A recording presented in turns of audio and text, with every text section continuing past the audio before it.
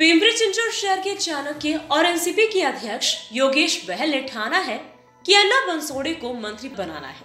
जी हाँ, एक होटल में एनसीपी के पूर्व नगर सेवकों और पदाधिकारियों की एक बैठक संपन्न हुई, जिसमें सभी ने बंसोड़े को मंत्री पद बनाने का एक प्रस्ताव पारित किया और अजित दादा पवार से मिलकर प्रस्ताव पत्र सौंपेंगे। विधानसभा चुनाव घोषित होते ही एनसीपी शहर अध्यक्ष पद पर योगेश बहल की नियुक्ति हुई।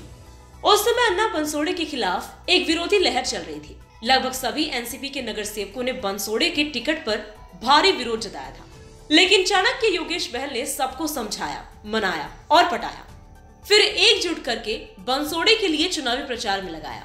आखिर में सबसे ज्यादा धूर विरोधी रहे। पिंपरी कैंप के डब्बू आसवानी और उनके ग्रुप के लोगों को अजित पवार से मुंबई में मुलाकात कराया।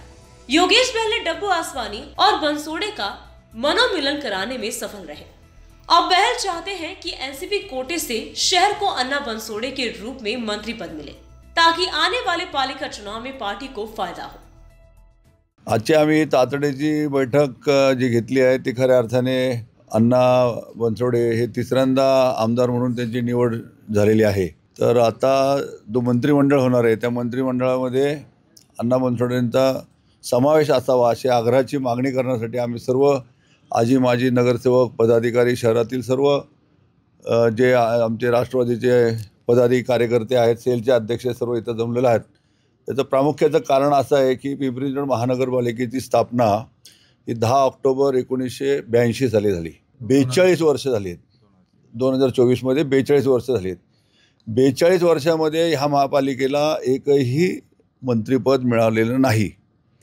त्याचबरोबर कोणतंही शासनाचं पद या ठिकाणी मिळालेलं नाही आहे।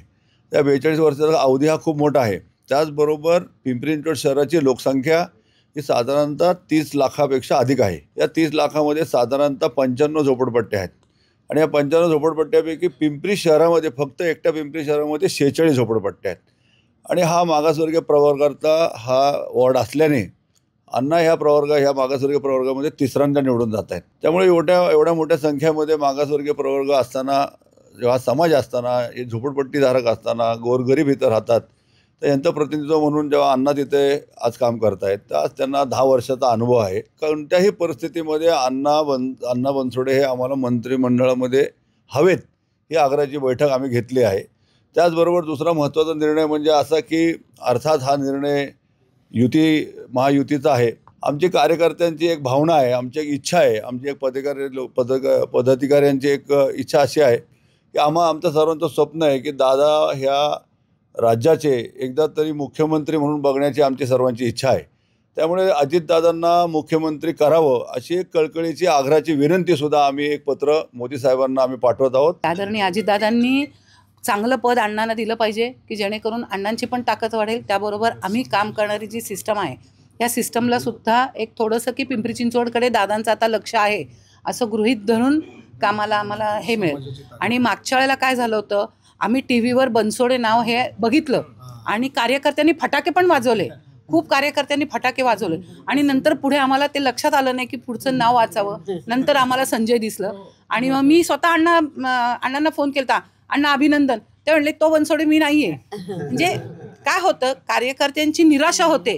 तर ही यावेळेला बनसोडे आडनाव मंत्रिमंडळात असावं तर ते अण्णा बनसोडे असावं अशी आमची इच्छा आहे। तर त्या दृष्टिकोनातून दादांनी नक्की विचार करावा आणि पिंपरी चिंचवडकडे विभाजन झाल्यामुळे पिंपरी चिंचवडकडे जास्तीत जास्त लक्ष देणं गरजेचं आहे। त्या दृष्टिकोनातून कार्यकर्त्यांना ताकद द्यावी। आता तुम्ही सर्वांनी बघितले, राष्ट्रवादी काँग्रेस पक्षाचे अध्यक्ष योगेशजी बहल, माजी महापौर मंगलताई कदम त्यांच्यासहित या ठिकाणी उपस्थित असलेले राष्ट्रवादी काँग्रेस पक्षाचे सर्व नगरसेवक, नगरसेविका, प्रमुख सेलचे पदाधिकारी, ह्या सर्वांची अशी मागणी आहे की पिंपरी विधानसभा मतदारसंघातून आदरणीय दादांनी जर मला मंत्रिमंडळामध्ये सामील करून घेतलं तर सर्व कार्यकर्त्यांची अशीच मागणी आहे। तशीच आमची स्वतःची ही मागणी आहे की महाराष्ट्र राज्याचे मुख्यमंत्री म्हणून आदरणीय दादांना संधी देण्यात यावी। योगेश भाईंनी आता सांगितल्याप्रमाणे 30-35 वर्षापासून पिंपरी चिंचवड शहराला मंत्रिपद मिळालेलं नाही। वास्तविक बघितलं तर आता येणाऱ्या महानगरपालिकेच्या निवडणुका आणि राष्ट्रवादी काँग्रेस पक्षाच्या सर्व कार्यकर्त्यांना, पदाधिकाऱ्यांना बळ देण्यासाठी आदरणीय दादांनी मंत्रिपद द्यावं अशी माझी पण विनंती आहे. Bureau report, VSRS news, Pimpri Chinchwad.